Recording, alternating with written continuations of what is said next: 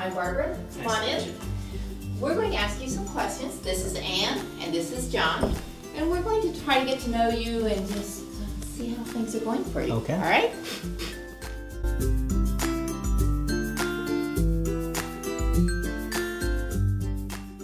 Okay, so I get the first question. Tell me about a current event you are following and why.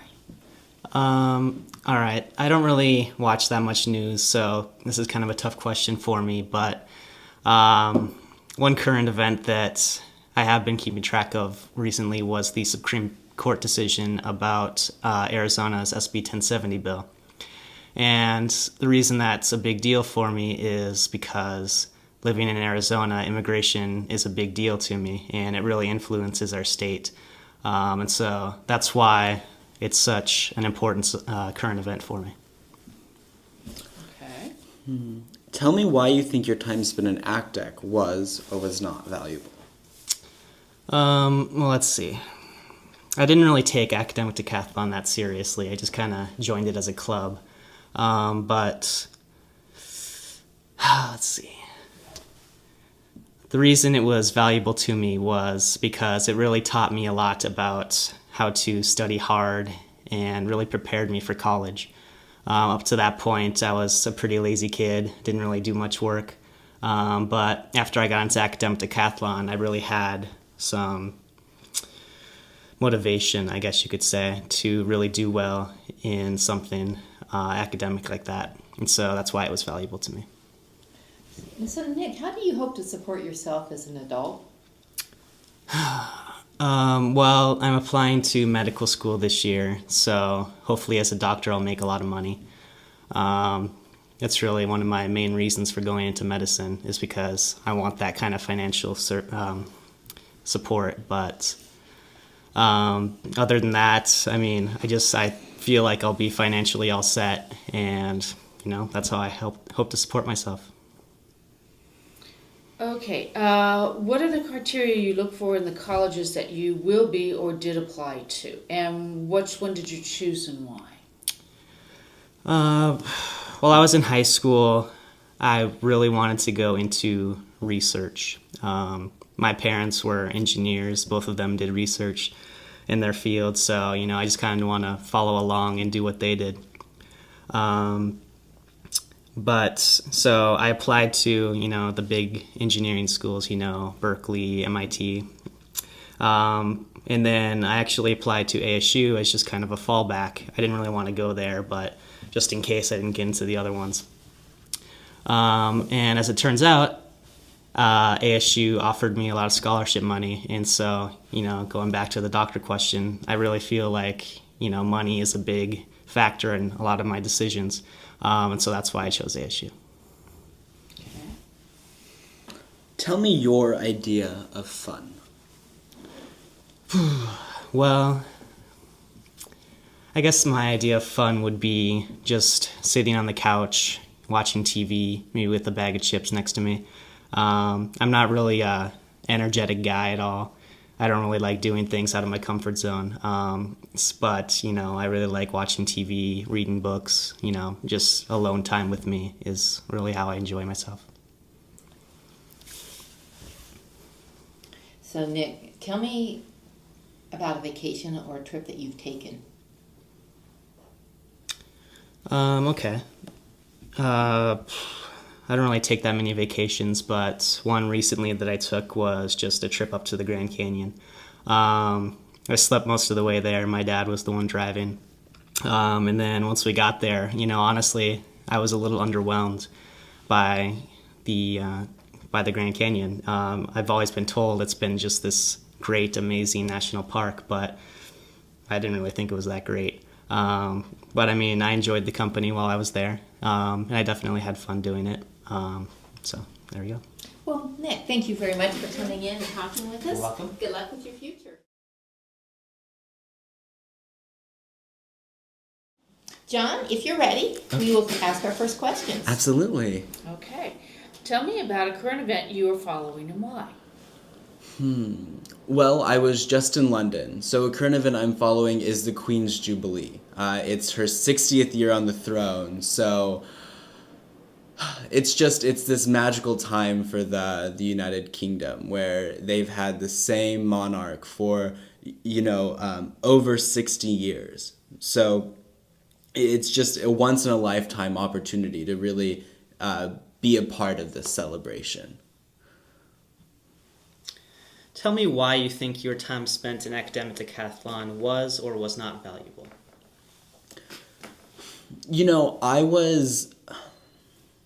I was part of a lot of clubs in high school, but Academic Decathlon, above and beyond all of the rest, it was this opportunity to really express my ambition and my motivation to not only to my family but to a whole variety of people, the judges, my coaches, and especially my peers. Tell me how you hope to support yourself as an adult. Well, in this economy, who knows? But I would love nothing more than to go to law school and maybe one day be a lawyer, but I'm not quite sure if that's the right fit for me. So I'm going to have to just kind of, as my mom always says, play it by ear. Well, thinking of that, since you're looking to go on to graduate school, what criteria would you be looking for in a college? Well, I don't have this perfect college in mind. I kind of, whatever feels right. I'm a big believer in like the aura of an institution. So if it feels right and if the college is like the right fit for me, then I think that I would do well in that college. Can you define feels right? I think maybe. I think if I go to a college and I feel like I belong there. Like when I was in London, it felt like my city. It felt like a city where I've been my entire life. I've grown up there, basically. So I'm really looking for an institution that feels more like home than feels like some stuffy or snobby institution. Tell me your idea of fun. Oh my. Well, for anybody in Academic Decathlon, they may not know what fun is. But for me, fun is going to a restaurant and watching a football game. A soccer game. I apologize. I've been in Europe too long. Going to a restaurant and watching a soccer game with friends or with family and just kind of not worrying about all of the daily stresses of life. Tell me how, Nick, let me find my question. Tell me about a vacation or a trip that you've taken, and not this recent one to London, but something other than that, or one that you would like to take. Well, let me think about that, actually. A trip that I've always wanted to go on. I absolutely love China. It's this wonderful country with thousands of years of history. And I think that with all of its monuments and all of its ancient history, it really pales in comparison to just the last 40 years of Chinese history and Chinese modernization. So for me, it would be like going to China would be like getting the best of all possible worlds. You would have the ancient history, but you would have that like fresh modern perspective as well. All right. Well, John, thank you very much. Absolutely. We appreciate you spending. All right, Chris, we're going to start asking you some questions. Sounds great. Okay, I'm the first one. Tell me about a current event you're following and why. The most interesting current event that I'm following is the economic crisis that's currently taking place across Europe and also affecting the United States, and to some extent, certainly taking place in the United States. It's very interesting to me because we're seeing a lot of tensions coming out of this that are results of Cold War tensions between capitalism and communism, between elements of socialism being introduced to capitalism, between distribution of economic power between federal elements and state elements, both in the United States and in Europe, between European Central Bank and various countries. I study economics at ASU, so for me this is a very momentous period in our history. How did this follow some of the economics that you've been studying for Academic Decathlon this year? Well, I think the most interesting relationship between the Academic Decathlon curriculum and economics and what's going on with the crisis between Europe, United States, and to some extent the world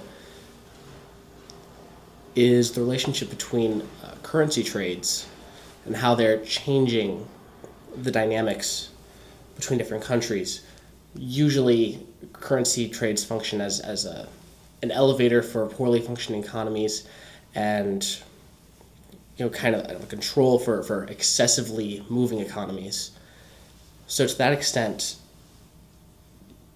you can connect that to the European Union, because the European Union is a currency union that, in my opinion, should not exist, because in order for these currency balances usually work to fix each other. What's happening in the European Union is that one set of monetary policy can't be applied to all the various regions across Europe, which is making it very difficult to tackle the situation. And that's probably the strongest connection between the Academic Decathlon curriculum. Thank you. Tell me why you think your time spent in Academic Decathlon was or was not valuable. My time spent in Academic Decathlon was exceedingly valuable because it gave me a unique opportunity to really challenge myself. Through classrooms, I don't get this feeling of being able to study, day in and day out and get results. My goal is 9,000. That's a really hard goal. In class, if I tell myself I want to get an A, I know it's something I can do easily. When I come to Academic Decathlon and I get ready for a test, I'm psyched out. I'm ready to give it my all, and every time I study, I know I'm making progress towards that goal, and that sense of motivation is the most valuable thing Academic Decathlon has given me. And what was your best score ever? 8,454.8. Thank you. So tell me how you hope to support yourself as an adult. Well, as an adult, what's most important to me is being able to travel, gaining a cultural exposure, going around the world. So as long as I can achieve that goal and still live at a comfortable level, not being very, very rich, that's not very important to me, I'll be very happy. The best way for me to achieve that goal, in my opinion, is to become a foreign service officer. And that's what I intend to do. Thank you. Okay, what criteria are you looking for in colleges that you will be or did apply to? As far as colleges that I did apply to, the most important thing for me was finding a college that had an enormous breadth of opportunity. With this goal in mind, I chose ASU because given that ASU is an enormous student body of 70,000 students, ASU has the ability to provide opportunities you can't find in other institutions, especially in one place. For instance, we have the Biodesign Institute, if you're interested in anything biological, engineering related, medical. Lots of exciting research happens there. We have the Malikian Center, which hosts not only it acts as an intensive research institute for Eurasian affairs, also provides students with an amazing opportunity to intensively study critical languages such as Romanian, Polish, Farsi, Dari, Tajik, free of tuition. That's something you can't find in other schools. What else? We have a budding sustainability program, lots of dance and fitness programs. You have everything at ASU. So students are linked into an enormous network of opportunity. Now, looking into grad school, what's most important to me is finding faculty that are interested in what you want to be doing, interested in your research, someone who you think is going to be able to mentor you, specifically you, into your professional career, your profession. Okay. Tell me your idea of fun. When I think of fun, I think of skiing. It's my favorite thing in the world. And what makes skiing so fun for me is that it's high intensity. It's something where you get to engage your whole body, you're focused, everything's together, you feel this unity. So anything high energy, where you really have to think and work hard, that's what I call fun. It can even be shoveling gravel if it's intense enough. Thank you, John. Chris, we appreciate you coming in and talking.